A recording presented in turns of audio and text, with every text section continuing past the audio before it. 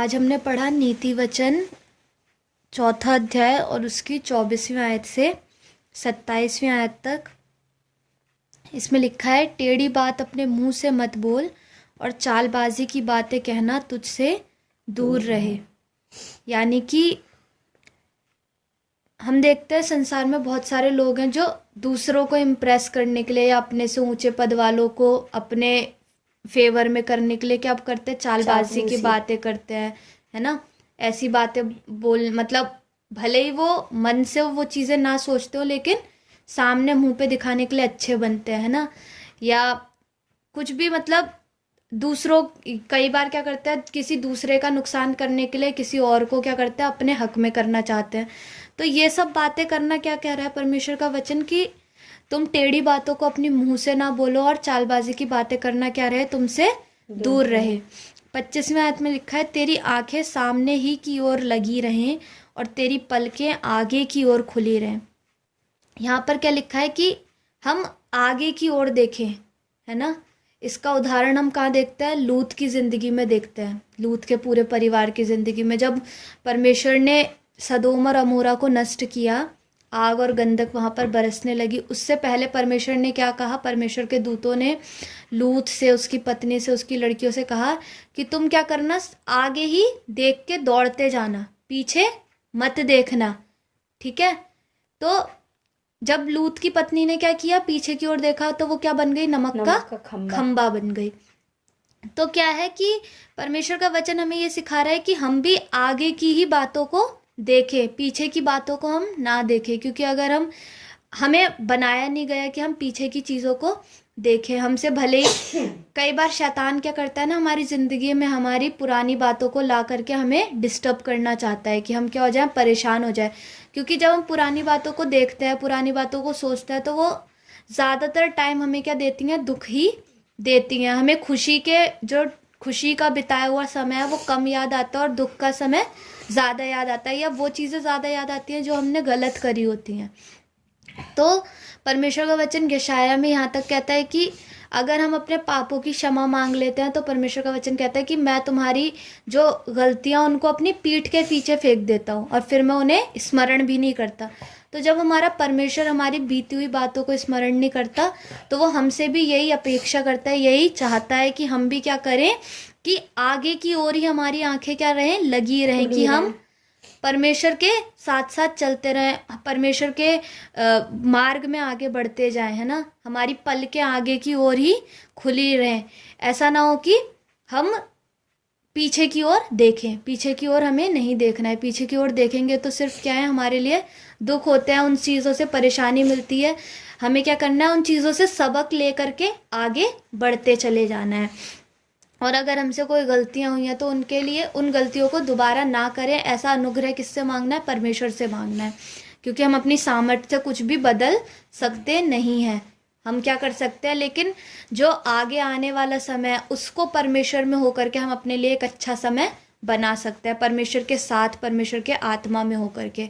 पुरानी बातों को कोई भी बदल सकता नहीं। अगर हम सोचे कि हम पीछे जा कर के इस चीज़ को ऐसा ठीक कर लें तो हम नहीं कर सकते। लेकिन आगे क्या होने वाला है, आगे क्या आने वाला है, उन चीज़ों को हम प्रार्थनाओं में अपने परमेश्वर के साथ मिल कर के अपने हित के लिए, परमेश्वर के आत्मा के द्वारा हम हमारे लिए अच्छा ही होगा, हमारे लिए आशीषें ही होंगी। 26वें आयत में लिखा है, अपने पाँव रखने के लिए मार्ग को समथर कर और तेरे सब मार्ग ठीक रहें।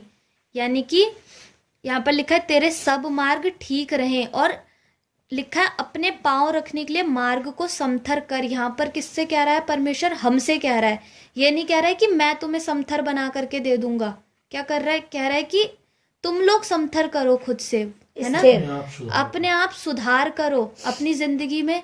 हमारे मार्ग टेढ़े कब होते हैं, जब हम टेढ़ी चाल चलते हैं, जब हम गलत गलत बातें करते हैं। परमेश्वर हमें पहले ही सिखा दे रहा है कि तुम ऐसी ऐसी चाल मत चलना, दुष्टों की संगति मत करना, है ना। दुष्ट लोग क्या करते हैं, नीच कमाई के लोभी होते हैं, झूठ बोलते हैं, है ना। तो परमेश्वर हमें सब चीज़ें सिखा दे रहा है। अब वो क्या कह रहा है, हमसे कह रहा है कि अपने मार्ग को क्या करो, अपने पाँव रखने के लिए मार्ग को क्या करो, समथर करो। ऐसा ना हो कि तुम डामाडोल से रहो, है ना।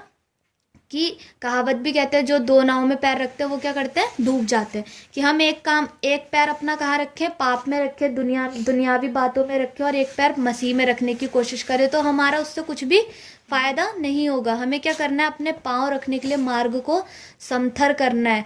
समथर कैसे करेंगे, परमेश्वर के आत्मा के द्वारा और उसके वचन को जान करके, पढ़ करके, समझ करके। हम सोचे कि हम अपनी बुद्धि से कुछ भी कर लेंगे, तो ऐसा नहीं होगा। पर परमेश्वर जो बुद्धि हमें देगा उससे ही हम सब कुछ करने पाएंगे, है ना। तो और तेरे सब मार्ग ठीक रहें, यानी कि हम जो कुछ भी कार्य करें उसमें हम क्या रहें, वफादारी के साथ उन कार्यों को करें, है ना। पापा एक चीज़ बोलते हैं बार बार कि जो भी हमें काम मिला उसको क्या सोच करके करो कि परमेश्वर ने दिया है ना। और पापा यही कहते हैं कि मैं तो जो भी काम करता हूँ यही सोच के करता हूँ कि खुदा ने मुझे ये काम दिया है और मैं उसको करता हूँ। तो हमारी ज़िंदगी में भी ऐसी होना चाहिए कि हम हर एक काम को क्या सोच करके करें कि खुदा ने दिया है। तो हम अपने मार्गों में, यानी कि जो भी काम हमें मिला है, जो भी चीज़ें हमें सौंपी गई हैं, हम उनको क्या करें, ठीक रीति से करें। ये नहीं कि हम चालबाजी के द्वारा करें या टेढ़ी बातों के द्वारा करें, है ना, अनर्थ की कल्पनाओं के द्वारा करें, लेकिन हम क्या करें, ठीक रीति से करें। हमारे मार्ग क्या रहें, ठीक रहें, परमेश्वर की दृष्टि में ठीक रहने पाए। भले ही लोग हमें कुछ भी बोलते रहें, लेकिन हमारा रिश्ता परमेश्वर के साथ कैसा रहे, एक ठीक चाल चलन का हो। कि जब परमेश्वर हमें देखे तो कहे नहीं, मेरा बेटा मेरी बेटी क्या चलती है, ठीक चाल चलती है।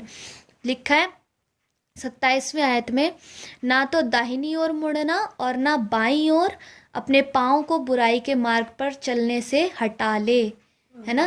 परमेश्वर का वचन कह रहा है कि ना तो दाहिनी ओर मुड़ना ना बाईं ओर, यानी कि जो रास्ता हमारे लिए रखा गया है, जो कार्य हमें सौंपे गए हैं, है ना। अभी मैं और पापा यही बात कर रहे थे कि लोग क्या करते हैं, थोड़ी सी परेशानी आती है और क्या मांगने लगते हैं अपने लिए, मौत मांगने लगते हैं। हमने भी की हैं ये चीज़ें, है ना, कि खुदा हमें मौत ही दे दे ऐसी ज़िंदगी से, तो हम निराश हो जाते हैं। और शैतान यही चाहता है कि हम अपने शब्दों को क्या करें, गलत इस्तेमाल करें, क्योंकि वचन बताता है कि हमारे शब्दों में क्या दी गई है, सामर्थ दी गई है।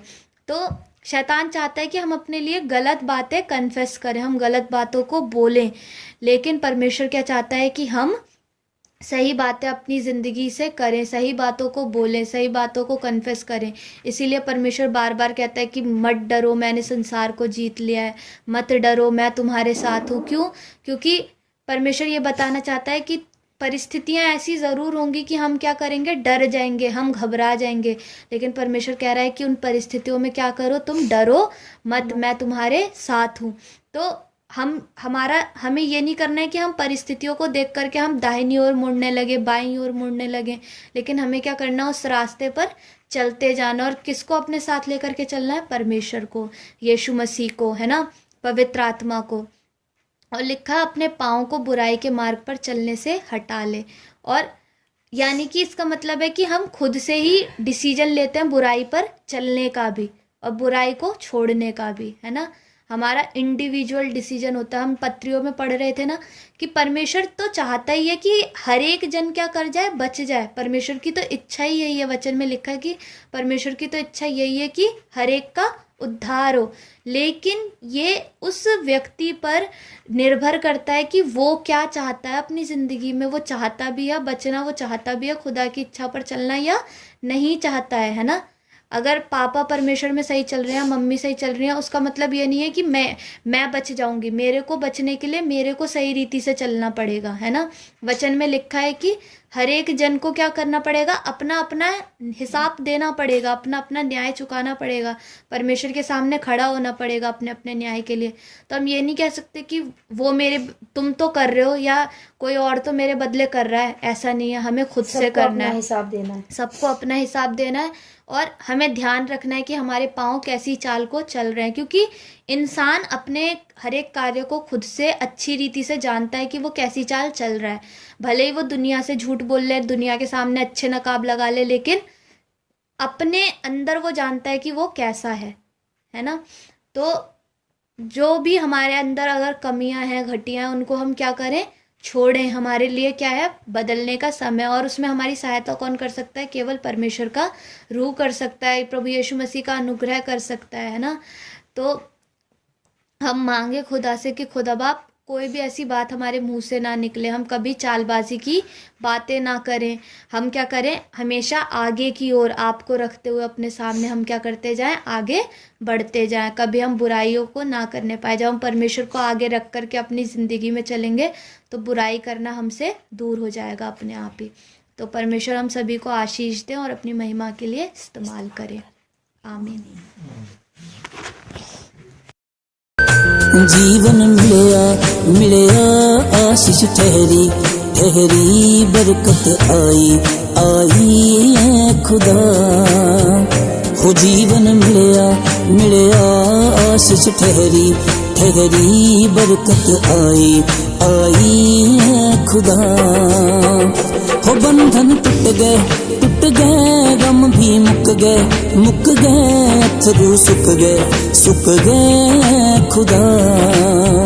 हो बंधन टूट गए गम भी मुक गए अथरू सुख गए खुदा।